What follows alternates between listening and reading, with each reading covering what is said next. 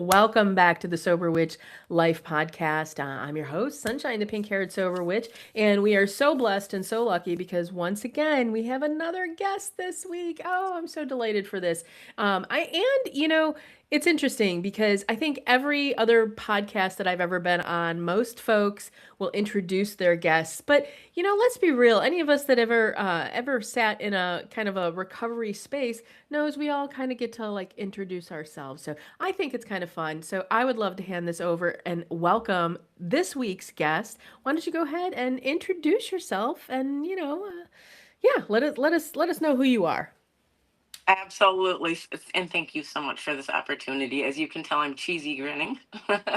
um, my name's Annette Marie. I'm trying to catch my breath. Like, this isn't the first time I've ever done anything like this. So, my name's Annette Marie. I am very much a free spirit that has struggled with life, alcoholism and drugs and eating disorders and toxic relationships. So, Well, Annette, we are that's my, so it's my work in life. That is my work. What I yeah. do for work though professionally is I'm a part-time family peer partner. That's a job that literally fell into my lap through Indeed. I was just kind of searching for what to do after 30 years in the salon world as a receptionist, community mental health service is way different ballgame than customer service. You are dealing with people's real life issues. Um, it's heartbreaking and exhilarating all at the same time. I'm Mm, thinking of family in particular. As I told you, I'm a Hallmark mom. Beautiful yeah. family that have just really been dealt a really bad hand in life. And, I have them for a couple hours a week.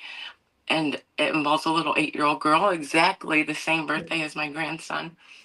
So, yeah, that is an awesome job I have. The other Well, one I have is, thanks for what doing was that that? work, right? I Oh, know I know that absolutely. work is tough. Absolutely. I know Yeah. that work And, is the tough. other part time job I have is I work. I've been a little bit of everything at the local YMCA in Kalamazoo. Started out in member services because I'm typically the meet and greet girl, from years of being a receptionist. But being around fitness and physical fitness, which I fell in love with years ago when I was a cheerleader for 1 year in high school, and just being around that environment and and I really thought about it pairing physical health with mental health. It's like an ideal job. In my sober journey at 50, I finally got certified to become a group fitness instructor. So that's one of the other things I do there. And the other is part time custodial, just helping out, cleaning up full service, making things look pretty. I love it. I love it. Yeah, yeah, absolutely. And yeah, a lot of sobriety stories, even within those two jobs that I can share too. So it's pretty cool. Well, let's see where this takes us. I always like to kind of start us off and tell us a little bit about, let's go all the way back. Let's talk a little bit about that addiction journey and what it looked like for you. I mean, obviously you're in recovery right now, but what did that world look like for you, Annette, when you were in active addiction? So I am 14 years sober. As of April 28th, just at the tail end of Alcohol Awareness Month. But ironically, I started drinking when I was 14. Um, Mm. I can still remember that very first time very vividly. All the other times have been such a blur, but that one time, 14 years old, and my best friend's, you know, um, house parents were gone. They have an indoor pool, all the luxuries, and a full, alcohol cupboard. And I still remember her, just suggesting it. And it was at that moment, it was exhilarating from there because I was such naturally a wallflower and very quiet from an emotionally abusive father. I was raised by teen parents.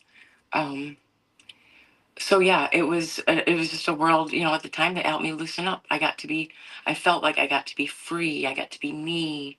Mm. But in all honesty, in hindsight, at 14 years sober and 55 and rocking the two jobs I have and helping the people like I do, I would say I am more me than I've ever been in my whole entire life.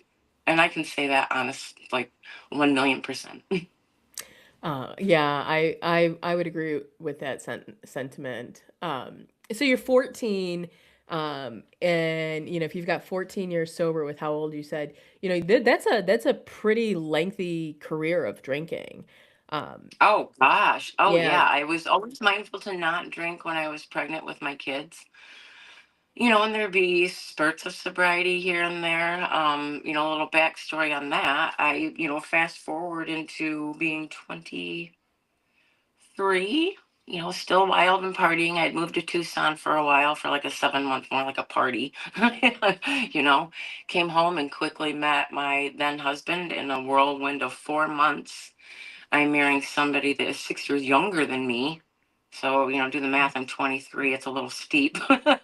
He's actually one of my brother's best friends. And we met on party terms. I came home. It was like, hey, come out and party with us. Let's go TP. And it resulted in us having a family and just a 21-year marriage of enablement and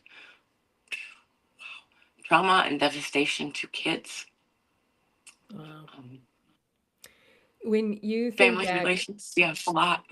when you think back, Annette, to, all of those years of drinking, how do you think the addiction affected how you saw yourself?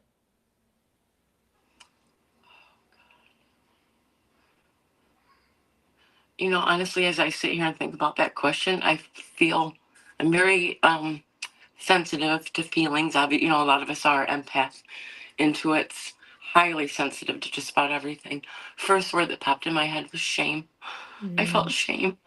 On the inside of it, felt like I was trapped because I knew it was wrong. I knew the damage I was,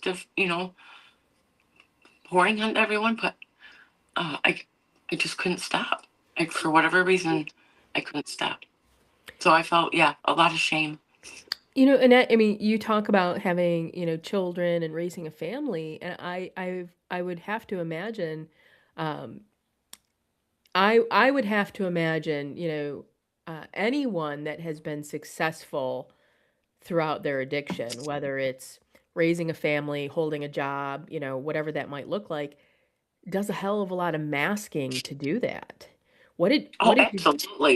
Yeah, Oh, so yeah. like, Oh, so what was that absolutely. mask like that you had to wear? Oh, oh my gosh. Oh, wow. I have so many stories flooding in my head all at once. What- How long did I try functioning? I think of when my kids are now, I will have to say I have a beautiful relationship with all of my children, despite all of my past and most recent not great choices. They are the most grace filled, loving, compassionate, forgiving children I think I've ever had. Well, they're the only ones I've had, but they're great people, they're great humans. But that mask, I was a receptionist at a salon, and I have toddlers, and I'm either drinking or I hate to admit it, doing lines. Um, Worked in a law firm at one time, had done way too much of that, and had covered the front desk at lunch hour and just blood gushing everywhere. Mm, Chalk it up as stress. That's putting on a mask. It was years and years of that, years. And then hustling the trauma or the effects of an abuse. That's, you would have to say it's an emotionally abusive relationship once you get enablement in there. Plus, all of the mix that we all have. It was a lot of masks to wear. And I would say, if I were to share with you the culmination of my last 2 weeks, coming forward, many, many years, um, it takes a long time for all of that stuff to finally come to a head. Recovery it's a huge blessing, but wow, it is. I heard an acronym one time for sober, if you don't mind my sharing. mm, It was son of a bitch, everything's real. mm. It's like, yeah, it is. You have reality in your face and you have no mask. You have no mask to hide in because your raw emotions don't allow you to. That's Yeah, the reason why all the time. yeah, I was sitting there thinking about, when because you're describing that marriage as, having, trauma, and you described yourself as empathic. And I wonder how much of being like a highly sensitive person right? So we add this, we create this equation. Highly sensitive person plus trauma to me feels like it equals a recipe for addiction. Oh, oh, absolutely. And disaster. Oh my gosh, so many awful things, either that I put my family through or my kids made their own choices. My oldest actually chose to put herself in CPS. Mm, If that wasn't an eye opener, I don't know what, that was actually the beginning of the downhill slide of my alcohol career, so to speak. Like that was, it took a bit, about a year, but it was a wake up call for her to remove herself from the home for almost that year. So, so what, you're saying this was a downward sign. Like what did that moment look like? Like what did your life look like at that point where you knew something had to change? Cuz you even said yourself, there's a couple of stints of, you didn't drink while you were pregnant. There's a couple of stints of like trying some sobriety in there, but like what did it look like when you just knew, right? You were just um, that moment, that very moment, I can remember it was my brother-in-law, my then brother-in-law and sister actually took her in for that long period that she had been gone. First 3 months of it, though, was in like a teen home. Um, but that moment, that was very traumatic. But I remember my brother-in-law calling me. He's like, Annette, he's like, she's coming into her senior year. Do you really want to watch it from a video, or do you want to watch that? Do you want to see that in person? mm, So they, oh, wow. yeah, What obviously it hit me like a ton of bricks, you know, what a beautiful and thing that you had family that was able to be honest with you. where, oh, if I could tell you how many times they tried doing interventions, like bless my family's heart, like they all deserve a medal. They went Mm, above and beyond, you know, to show me how much I matter, how much, they care. Um, mm. obviously it takes my breath away. I But mean yeah, she it just, yeah, it was something. I knew I slipped a little bit after that conversation, but I have an awareness to me that was just raw, very painful. And I still remember that last Heineken in a bottle I had. We lived in this crazy little town out in Washington called Washougal. To me, out in the sticks, and I was always a binge drinker, literally weeks, 24/7, no joke, 2, 3, 4 in the morning trying to find where either my family had hid it or where I had hid it. mm, You can't remember when you have a pickled brain. And I remember standing at that kitchen sink looking out in that crazy backyard. And I had taken a sip, and that was that moment. And I literally just dumped it down the drain. And I cried because I knew what I had ahead of me, but I didn't care. It was 2 weeks of hell. Probably, I'm surprised that I actually have a functioning body or that I can teach a fitness class. I should have been dead either from car accidents or from health issues. mm, Grace of God, thank you, Jesus. And so I made myself commit to being there as a parent finally for my son, who was in what, 14? My youngest was maybe 7, 8. And I remember her coming home from school and somebody had given her a friendship making bracelet. You want to talk about painstaking for somebody that's got the shakes. And you're in the bathroom every 5 minutes. But that moment when it was it was worth every minute of it, because I felt like every bead I put on, every macrame piece I did, I was stitching my life back together. I mm. still have the bracelet I made, funky bead and all that's dangling, and a pair of earrings I made in rehab, one of the many times I went to rehab in Tennessee. Um, oh yeah, fun stories to tell about that rehab. I mean, But thank you I for listening. It's a lot. yeah, It's heavy. no, thanks for sharing that. It's You're welcome.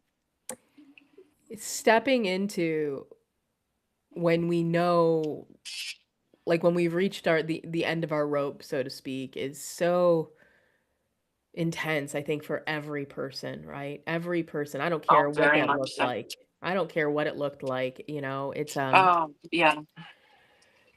you talked about, and I'm curious, what you know, you said by like the grace of God and everything. What role did spirituality play in, I want to start out by saying and say, while you were still actively using, like, what was your relationship with your spirituality while you were using? Isn't that it's ironic that you asked that question? I mentioned that rehab in Tennessee, so I will back up a bit. I've always known about God or Jesus ever since I was little. It's just something that my family talked about. We grew up, my mom's side of the family grew up pretty poor. For them, church was being out in nature. They couldn't always get to church. My dad came from a privileged family, but a snobby family. So there was only, they say, that kind of family were like, oh, let us know if you need anything. But it's either with a stipulation or they turn a blind eye. So with that being said, a lot of our exposure to that was if neighbors picked us up for vacation Bible school, Mm. so we could have transportation. So I think I fell in love with that when I was a kid. It wasn't until an active drinker when I'd moved to Tucson, and that was on my 7 month, whatever party spree. And I had met a friend that was a believer and just reintroduced me back to my love for that. Baptized in a friend's church, or not church, in their outdoor pool. That was cool. I loved that. Um, Fast forward, coming back home, meeting my then husband. Um, he was a believer. His mom was a believer. Hate to admit it, the poor kid was still in high school. God, what we did to each other, I have no idea.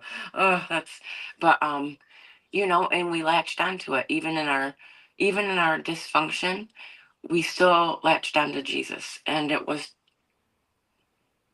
uh, another time of trial, for us to come back together. Um, got pregnant by somebody else. Unfortunately, it just kind of comes with the territory of this kind of stuff. Unfortunately, I miscarried, but it was that year that we rebaptized. So I've had a few occasions where it's just been just re-solidified in my life. The big one for my recovery, and I cry because one of the girls that was there at this original church, I'm still friends with today, and I reconnected with her recently. She actually takes my dance class with the Y, Mm. so it's really cool. The church we were going to, Calvary Chapel of Kalamazoo, that family and my family, they intervened, and it was the intervention that finally got a hold of my heart. And it was like, you've got to, you've got to open up your eyeballs. Mm. Lo and behold, it was like right after that miscarriage, I found out shortly right after that I was pregnant again, like extremely like bizarre. And it was my youngest child, Penelope. I didn't say anything until I had gone to rehab all the way out in California.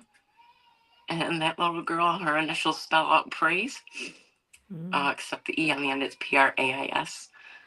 Because if it wasn't for that church and them intervening, I never would have had the big wake up call 14 years ago to finally just let go of it. Mm. So thank you for, obviously, I've had some pretty emotional moments in my journey. Yeah.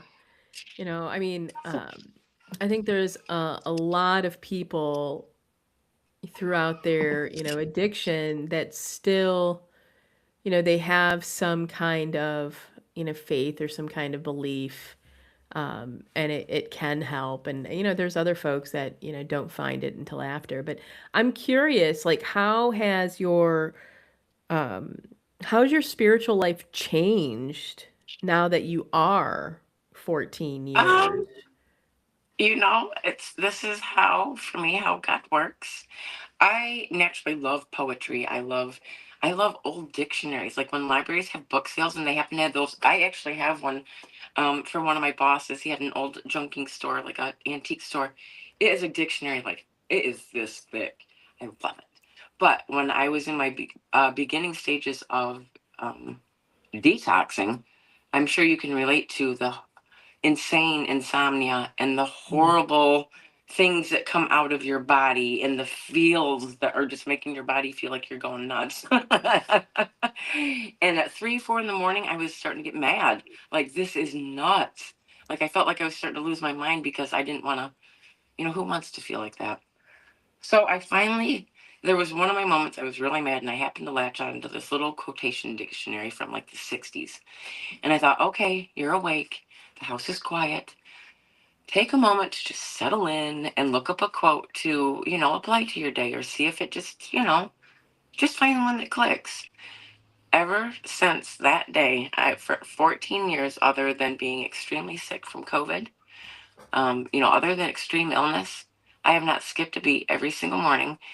Soon after looking up that quote every morning, I soon grabbed onto the idea of trying to find a scripture that kind of correlated along with it. Kind of like, Mm-hmm. okay, this is what us humans have to say. Well, let's take a good look at what God has to say. And it's a treat every morning because I don't go looking for it ahead of time. It's almost like my very own treasure every single morning. So that's, if I'm busy with the chaos of life, at least I know every single morning I'm going to have that time. So if I Mm. can't get into a actual book in the Bible, or if I can't make it into a brick and mortar of a church, I do it in my own life. I share it on Facebook. I've been running a Facebook page for 14 years called We Speaks, He Speaks. And the feedback I've had on from either people through social media or people in my own personal life, oh my God, it's opened up a world of recovery and the why. Working at ISK, the community mental health, one of the employees started a recovery group for us employees that, we're out there in the field dealing with other people's stuff. How do we deal with our own Mm-hmm. sobriety?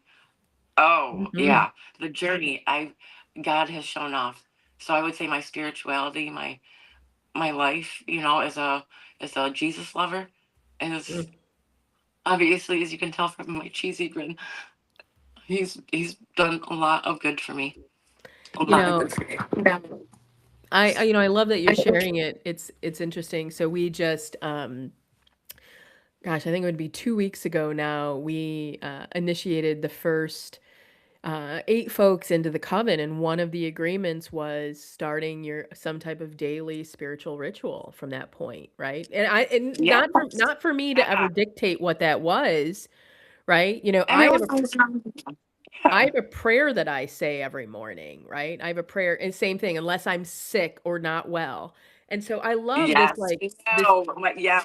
I can relate. I say me too because I can relate. My oldest daughter, when she was 5, same Lord's Prayer every single night. So good for you. Yeah. Um, have you ever felt, it's interesting. Obviously, I think this is the Sober Witch Life podcast, and I get every now and again, I get people that in this particular space, people can get very uncomfortable sometimes when you start talking about Jesus or Christianity. But Yeah, absolutely. I've And grown up, so I grew up Catholic, right? I have a beautiful ouch. relationship with, Jesus. And I find Yeah. that a lot of folks and that gravitate towards me do so because I continue to respect, the faith, the Christian faith, like if that's your choice. So I'm curious. Yeah. Have you ever felt, right? Like, have you ever felt like any of your spiritual beliefs have ever not, you know, fit in, or that you've ever had any type of judgments around like anything that might not be as mainstream, even though you love Jesus and follow his teachings.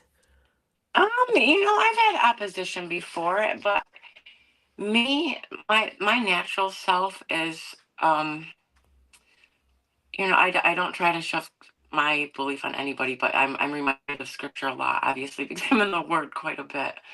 Um, I try to live peaceably among all. If somebody's offended by what I have to say, I am not ever going to be one like, well, Jesus says, Mhm.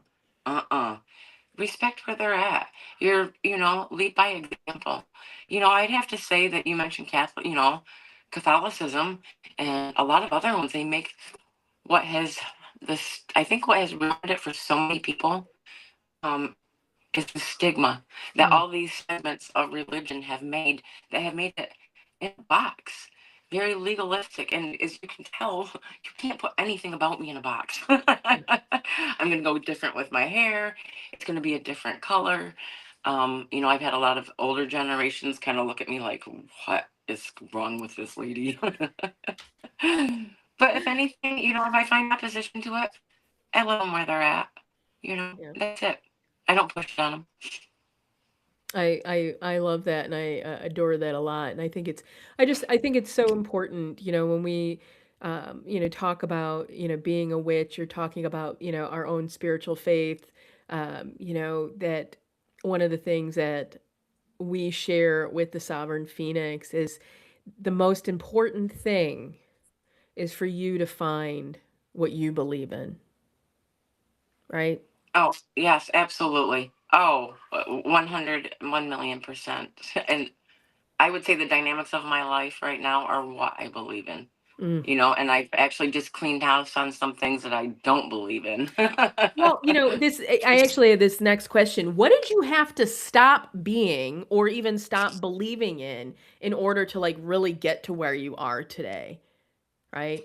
Um, I had several journeys. The intervention was great. That was the beginning journey. Unfortunately, I still did not get it Mm, until what, 2012? And oh God, Penelope was born in 2004. It took me a bit. When I finally got sober, when my oldest wanted to come home, I had already been through a series of several trips to the rehab in Tennessee, and it's a very non-traditional one. It's run by a ministry, runs off donations.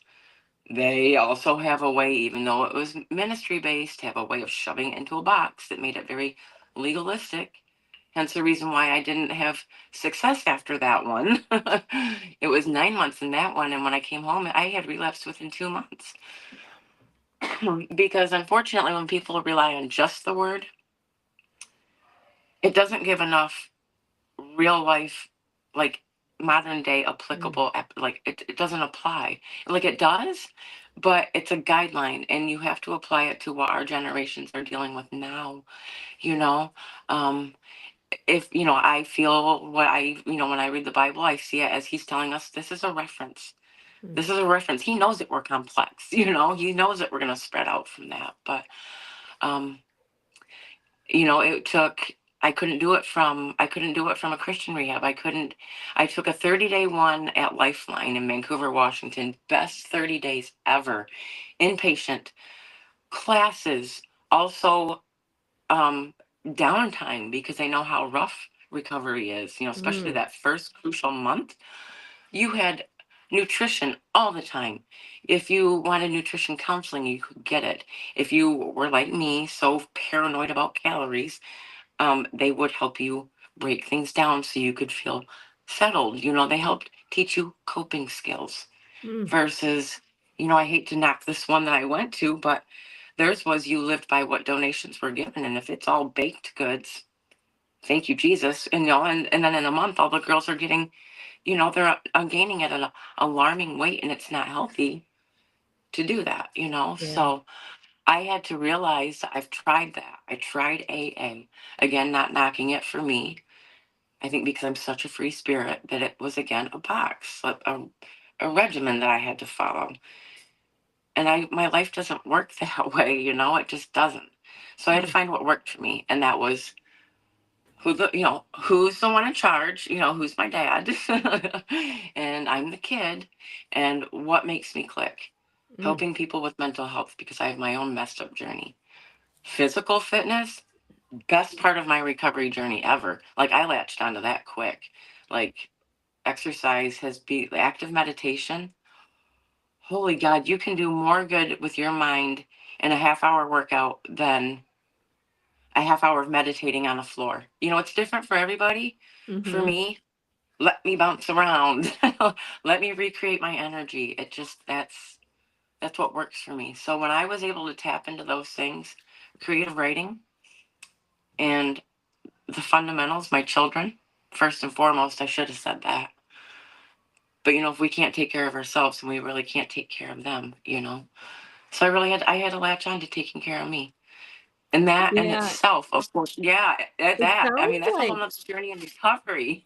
it sounds like what you had to stop being was anything that other people were trying to like the box that people were trying to put you into. Yes, yeah. And I Yeah. know you have a lot of backstory, but for me, I'm a very artistic, creative person. I love illustrative words.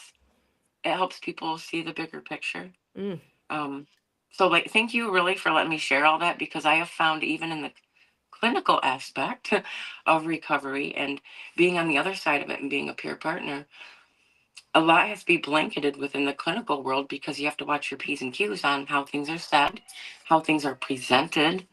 In fact, I see it as chastising, because I'm such a big kid at heart. It was constructive feedback from my supervisor. Hey, you might want to watch it on the oversharing. It makes some people uncomfortable. And I'm like, but I'm being real. Like, yeah. because I'm intuitive enough to know, don't overshare if you're gonna blow their circuits. Only share what you feel is applicable, because the more a person that's struggling with that line of recovery or relapse, the more real you can be with them, and the more they can identify with that, you're gonna see a whole new person. Mm. They're more times gonna try that recovery room than anything, if you just try to be, well, I had similar experience. I don't try to mock the clinical world, but that's how it is. What is your, you've kind of explained a little bit, but just, what does your recovery look like today? Right? Like, Today, it's not, uh, yeah, like what how do you remain true to yourself today? honestly, um, it is being a kid, and I mean that with all sincerity. Um, to the point, my grandkids live all the way out in Washington. They're 11, 7, and 5. And they're just spicy little kids, and I love them.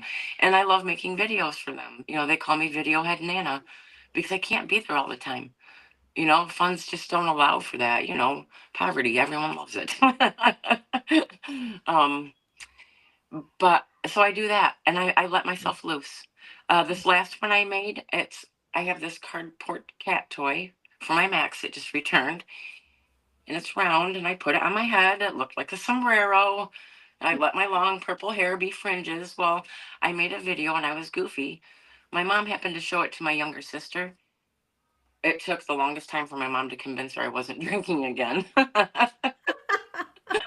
So, yes, that is my recovery. At the gym, people ask me what my routine is, and like, how many sets and how many reps? I'm like, I don't. I pick a song, and I'm like, okay, biceps, let's go to town. And then when I'm done with that song, I have no idea what I just did, because I was jamming to my Mm. song. So, playing like a kid has been better for me mentally, physically, connecting with my friends, my family. Older people, to not be so stodgy and to actually start being a kid again. Um, there's my mom. She's very socially shy, doesn't like going new places often, but she agreed to go to the Y with me to surprise visit my youngest daughter, because she works. I'm proud of that girl. Yeah, 14 years of recovery, and I have a 21-year-old that got full time lead, has her own apartment with her boyfriend of 6 years, and bought her own car without a cosigner. So, yeah, recovery's been good. Took my mom into the Y. I happened to run into one of the ladies that takes my class. Lo and behold, this lady is the same age as my mom. They're standing there talking. They look alike. Short gray hair. They want a very mom latched onto her because she wanted to know who cut her hair. Those two within 5 minutes are like chatty Cathy's. Same 42 years of domestic abuse. They Mm. finally broke free. Mm. And the lady that takes my class, she is the one that said it. I take your daughter's class so I can be a kid again. To see a 74-year-old woman light up because she gets to be a kid again, Mm. that makes every painful day of recovery worth it. Oh, I Because love that's what that. I want to be when I'm 74. I love I that. want to be healthy like that. Annette, I'm curious because I think, I think sometimes people, they get sober and they're early in their recovery, and at some point they get hit with the reality that, you know, everything's you actually have to feel, you have to be present in life, and sometimes this means difficulties. So Yeah, like the what acronym that what I referenced. what what do you say to folks that you know, what do you say about, still dealing with the challenges, still dealing with the difficulties, still dealing with the things like you said, the last 2 weeks have been rough. What do you say to folks, that might be listening and, you know, are hearing, doesn't matter if it's 30 days, 6 months, a year, or 14 years, there's still going to be things that come up that are challenging. What do you tell folks? What would you say to folks that, about that Oh truth? my gosh. You're talking about timelines, and the next 3 minutes could be a game changer for somebody. Who knows who's listening? I've been there hanging on by a thread. 3 minutes makes a big difference. My first go-to that I've learned from working in community mental health as I'm here holding my breath, mindfulness. If things get chaotic in your head, like it has for me this last week, traumatized by my maxi missing, breathe. If you can't do anything else, just breathe. Mhm. If I can share a good exercise real quick, it's Yeah. called the four. It's called the 4 second reset. So let me try to catch my breath a minute. So if you inhale for 4, you inhale 2, 3, 4. Hold it for 4, 2, 3, 4. Exhale. Maybe slow it down a notch. 2, 3, 4. Hold it again for 4. If you're a visual person, if you almost imagine, like close your eyes, imagine a box. I'm telling you, you can do this standing in a grocery line. I've done it. I've done it more waiting on people or helping people. I'm like, breathe in that, breathe. I've got my little box going. But again, just staying in that loop until you feel like you can get your breathing under control. Because when we're under fire, under stress, the first thing the body wants to do physically is contract. It wants to squeeze everything in because it's like, oh crap, what are we going to get hit with next? It's the last thing you want to do to your insides, especially your internal organs. Your brain can't think. You don't get oxygen. So that mindfulness, if you have 3 minutes and you're struggling, set a timer for 3 minutes. See if that 3 minutes makes a difference. For me, 9 times out of 10, it works. And then I can continue on with the next 3 minutes or the next 3 hours. You know, give yourself a break. Seriously, a friend of mine, ironically, the toxic relationship that I've had a lot of trauma from, smart man, brilliant man, just has unattended mental health to deal with. Um, just give yourself a break. For every hour that you work, give yourself 5 minutes, 10 if you can afford it. But if you can only afford 2 minutes, close your eyes for two. Put sunglasses on, whatever you gotta do. But if you're gonna make it, you have to take care of yourself first. Mm. It took me years to figure that out. In 14 years of recovery, I thought I was taking care of myself. The last 2 weeks showed me I haven't. And I had to take a week off to take a step back and realize I was dropping the ball. Even though I'm not drinking, life can still get you.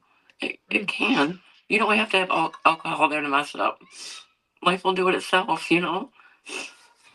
So Yeah, that's what I would say. Take a I love breath. that. Yeah, I love that a lot, and for anybody that's listening, you can and want to even go, you should be able to find some videos. It's called the box breath, right? Yeah, thank you. That's what it's called. Yeah, I that call it Annette fourth is. set. It Yeah, helps it's people it's called the too. box breath, and there's a handful of different breathing techniques, that can help. But that is one. The 4 4 4 4 is one that I Mhm. often will do. Um, I love 444 because ironically, so I'm very into numbers. I'm sure you can relate. When I see 444, for some reason, that, if you add it up, it's 12. That has become even the volume in my car. If I set it at 12, it's nice and calm. And when I want to feel energized, I'm like, go, bitch, go. I put it at 15. It's respectable. It's not too much. I can still think when I'm driving. So I am very big on numbers to where that's the reason why I like teaching a dance class. You have to sequence. Mhm. Um, there's another thing, did not to interrupt you, but those number sequencing can help you divert an anxiety attack real easy. That's why I like my dance class. And this is just stuff I intuitively knew how to do.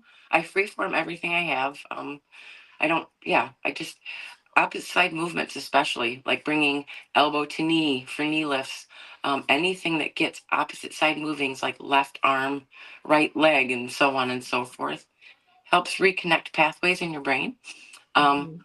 if you can also pair that with the box breath, oh my God, I'm telling you, Well, this it's a game changer. this is why yoga in and of itself tends to be such a beneficial, right? Oh, Is the absolutely. movement of the body, the stretching, the releasing of the fascia in certain moves and poses, and the focus on the breath. It's a really really phenomenal and healing practice. As we're Absolutely.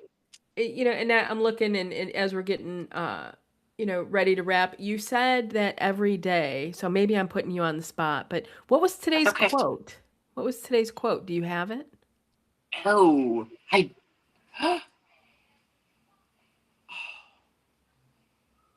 Oh, I'm gonna paraphrase. I can look it up on my phone. I don't know. I don't want to lose this call. Hopefully, I Yeah, won't. you can paraphrase it. You can paraphrase it. It's basically, I know it's Henry Matisse. It's what I want most is the art of balance. And Mm, in line with what we've talked about today, like seriously, I know I'm gonna ugly cry after this. It is in perfect alignment with everything I've gone through this past week of putting an end to an 8-year toxic. I did not realize how abusive relationship it was. mm, Art of balance. Yeah. Find that. yeah. Get into your breathing and find balance. Yeah, I would absolutely agree with this. Well, and I would love to know, is there anything else that you'd like to share with the folks that are listening, whether this is how to connect with you, how to reach out to you for any type of work or, conversation, just anything Oh, else that you absolutely. So, as I mentioned, and obviously, I am not trying to steer anybody straight towards Christianity, but my first go to for Facebook, obviously 14 years. It's a page I run. It's called We Speak, He Speaks. If you need some inspiration through that spiritual realm, there's that. If you need it for your own physical wellness, mental wellness journey, excuse me, I run another page called Among the Motivated. Type that in. When you find the one that has a cover photo where it's all tie dye, you found me. Can't miss the purple hair either. But yeah, I'm telling you, I've had people reach out from across the US for recovery help. So yeah, I'll Yeah, probably ugly amazing. cry on you, but I love talking if you need it. Oh, well, Last one, if I can put a plug in. yeah. 98988 is the National Suicide Hotline, actually crisis hotline. It doesn't have to be just suicide. 24/7, you can text it, call it. It does not matter what the problem is. If it's something that's keeping you up night after night after night, call them. That's what they're there for, even if you just need someone to talk to. So There, I just put it that's up what on I the say. screen. 988 is the National Thank you. Crisis Hotline. Yeah.